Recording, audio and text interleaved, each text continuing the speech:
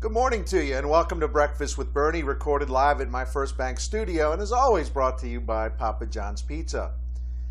Well, the Cardinals followed one of their best wins of the season with one of their worst defeats of the year.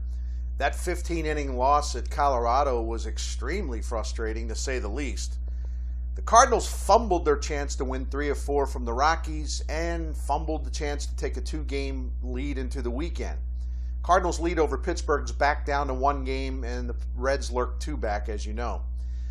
The Cardinals also have a closer problem, and no, this is not a knee-jerk reaction on my part. I felt that way even after Edward Mujica struck out Todd Helton to close Wednesday's win. Mujica has been off form and vulnerable for quite some time now, let's be honest. But I don't think Mike Matheny is going to make a change this late in the season. That makes everyone nervous. I'm going to expand on this topic a little later this morning on stltoday.com, so you might want to check back and read the bites.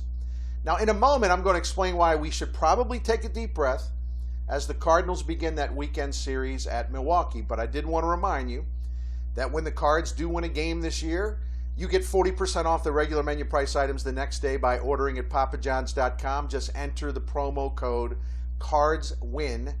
Papa John's, as always, donates 10% of your order sale price to the Siteman Cancer Center.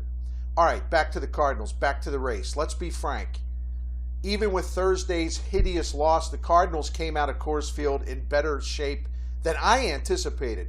I honestly thought the Pirates would win 3 out of 4 at home from the Padres. Instead, the Padres beat the Pirates 3 out of 4. I really thought there was a good chance the Cardinals would lose the series at Colorado, but instead they got a split. Now, granted, that split isn't nearly as satisfying after Thursday's debacle, but how would you like to be the Pirates who messed up in such a big way at home against a bad Padres team? The Cardinals entered Colorado in a first-place tie, and they left Coors Field 1 game up. And going into the week, I would have taken that. I don't know about you. Look, the Cardinals have the 6 of their final 9 games at home, including the final 6. The Pirates and Reds are going to be colliding, playing each other 6 times over the final 9 games. That's rough.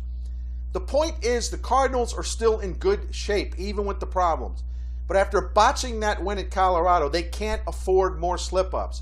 Do the Cardinals really want to face Francisco Liriano or Matt Latos in a 1-game wild card sudden death showdown? I don't think so. You got to win the division.